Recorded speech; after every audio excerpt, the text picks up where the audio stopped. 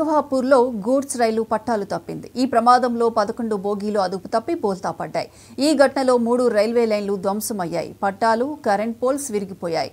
దీంతో రామగుండం, మంచిర్యాల రైల్వే స్టేషన్లలో super fast ఎక్స్ప్రెస్లను నిలిపివేశారు. గూడ్స్ రైలు నిజామాబాద్ నుంచి గజియాబాద్ వెళ్తుండగా ఈ ప్రమాదం జరిగింది.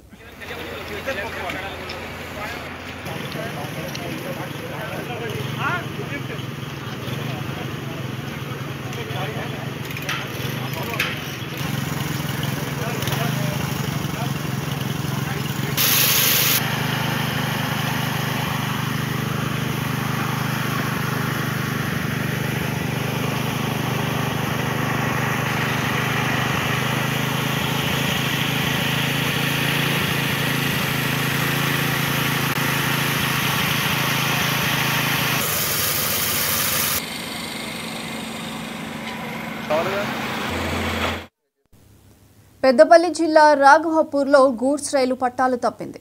ఈ ప్రమాదంలో 11 బోగీలు అదుపు తప్పి బోల్తా పడ్డాయి. ఈ ఘటనలో 3 రైల్వే లైన్లు ధ్వంసమయ్యాయి. పట్టాలు, కరెంట్ పోల్స్ విరిగిపోయాయి. దీంతో రామగుండం, మంచిర్యాల రైల్వే స్టేషన్లో సూపర్ ఫాస్ట్ ఎక్స్ప్రెస్లను నిలిపివేశారు. గూడ్స్ రైలు నిజామాబాద్ నుంచి గజియాబాద్ వెళ్తుండగా ఈ ప్రమాదం జరిగింది.